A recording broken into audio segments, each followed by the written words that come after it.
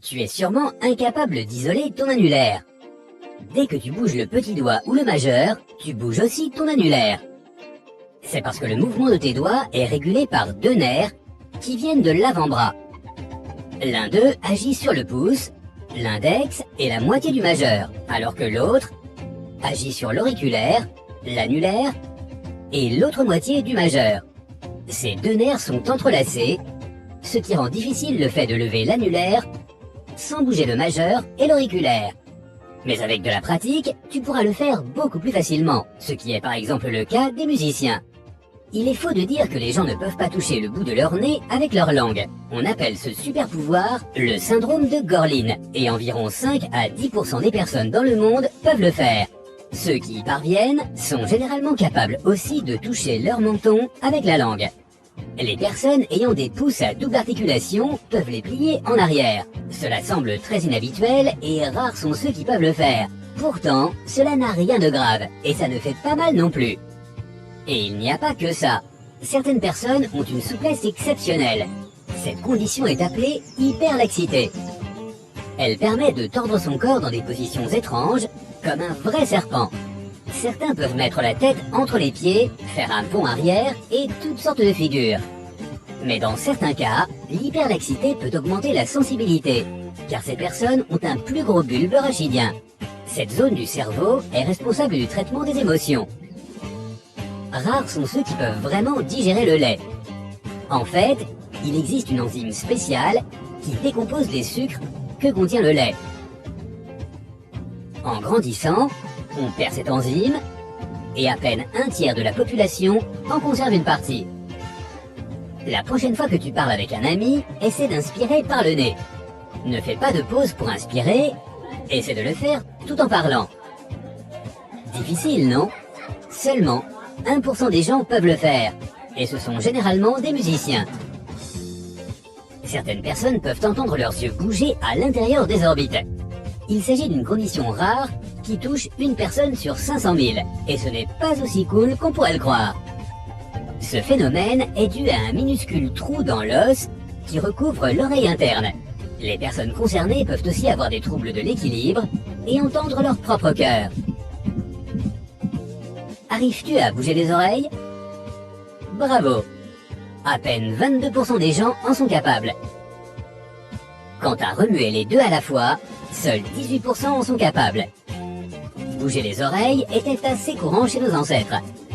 Les scientifiques pensent qu'ils pouvaient même effectuer différents mouvements avec leurs oreilles. Cela ne nous est plus utile, mais certains affirment que tout le monde peut apprendre à le faire, cela ne demande qu'un peu de pratique. Environ un tiers des personnes peuvent lever un seul de leurs sourcils, mais la capacité d'agir sur les deux séparément est beaucoup plus rare.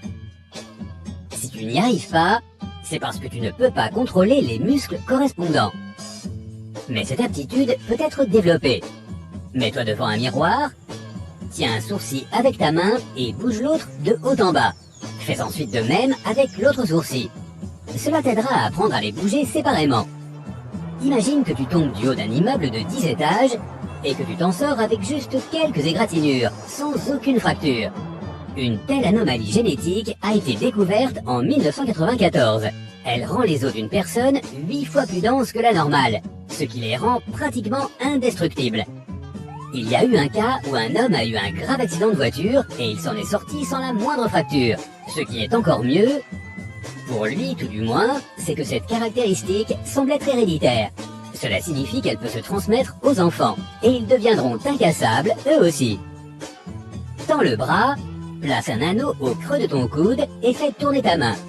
Si l'anneau ne tombe pas, tu fais partie des 2% des gens qui en sont capables. Nos yeux nous permettent de voir des millions de couleurs grâce aux 3 types de cônes qu'ils contiennent. Chacun est responsable de la vision d'une gamme de nuances entre les 3 couleurs primaires: rouge, vert et bleu. Mais certaines personnes possèdent un type de cône supplémentaire. On les appelle tétrachromates, et il nous est impossible d'imaginer à quoi ressemble leur monde. Elles voient des millions de nuances en plus, et peuvent faire la différence entre 2 couleurs pratiquement similaires. La plupart des mammifères possédaient dans le passé 4 types de cônes dans leurs yeux. Mais ils en ont perdu un au cours de l'évolution. 90% des gens sont droitiers et seulement 10% sont gauchers.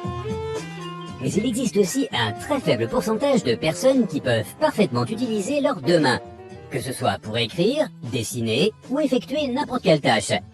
Les personnes naturellement ambidextres ne représentent que 1% de la population, soit environ 70 millions de personnes. Pour vérifier si tu es l'une d'entre elles, essaie d'écrire la même phrase des deux mains. Ou dessine un cercle avec la main droite, puis avec la main gauche. S'il n'y a pas de différence, bravo! Ces exercices sont d'ailleurs très bons pour équilibrer les deux hémisphères de ton cerveau. La plupart des gens regardent leurs prévisions météo pour adapter leur tenue en fonction du temps et ne pas prendre froid. Mais certains petits chanceux peuvent maintenir leur corps chaud par n'importe quel temps. Ces super-héros peuvent marcher dans le froid en maillot de bain et se sentir à l'aise. Ils peuvent rester debout dans la neige, pieds nus, et même nager dans une rivière glaciale. En général, ce talent n'est pas inné. Les gens concernés apprennent à tempérer leur corps pendant des années afin de l'habituer au froid extrême. Tends une main devant toi, serre tous les doigts sauf le pouce. Maintenant, écarte l'index et le majeur de l'annulaire et du petit doigt. Tu as réussi? Tu aurais probablement un merveilleux musicien, car les nerfs de tes mains sont bien développés. Chaque jour, on utilise notre langue pour reconnaître différents goûts et communiquer entre nous. Mais c'est aussi un outil formidable pour réaliser un tas d'astuces. Comme je l'ai dit au début de cette vidéo, environ 5 à 10% des gens peuvent toucher le bout de leur nez avec leur langue. Le record actuel de la langue la plus longue du monde est détenu par l'américain Nick Stuberl. Sa langue mesure 10,1 cm, confirmé par le Guinness World Records. Il y a aussi un autre prétendant au titre, dont le nom figure dans le livre indien des records, avec une langue mesurant la taille impressionnante de 10,8 cm. Mais une langue moyenne mesure 8,4 cm pour les hommes et 7,9 cm pour les femmes. Ça explique pourquoi la plupart des gens ne peuvent pas se toucher le nez si facilement. Faire un nœud dans une queue de cerise avec la langue est un défi très populaire, mais rares sont les personnes qui y parviennent. Al Glignicki a établi le record mondial en juin 2014, en faisant 14 nœuds de queue de cerise en 1 minute. Si tu veux tenter de battre son record, arme-toi de patience et choisis les tiges plus longues qui font environ 3,8 cm. De nombreux tutoriels existent. Kekari Mudra est un terme de yoga signifiant que l'on recourbe le bout de la langue dans sa bouche afin de la faire dépasser le palais mou et reposer au début de la cavité nasale. Cette asana aide à rafraîchir l'esprit et le corps et permet de surmonter la soif, la faim et l'anxiété. Certains disent qu'elle aide également à faire des rêves lucides pour ceux qui prennent l'habitude de s'endormir ainsi tous les soirs. Mais la plupart des débutants en yoga mettent des mois, voire des années, à atteindre leur cavité nasale avec leur langue. Si tu y arrives naturellement, tu es très chanceux. Peux-tu t'asseoir par terre et te relever sans utiliser tes mains ou tes genoux? Ce simple défi s'appelle le test du lever assis. Bien que les scientifiques ne soient pas tous d'accord pour dire si ce test renseigne sur un quelconque état de santé, tu peux le faire pour voir si tes muscles et ton cœur sont suffisamment forts. Si tu es incapable de te lever sans t'appuyer sur tes mains ou sur tes genoux, il est peut-être temps de retourner à la salle de sport.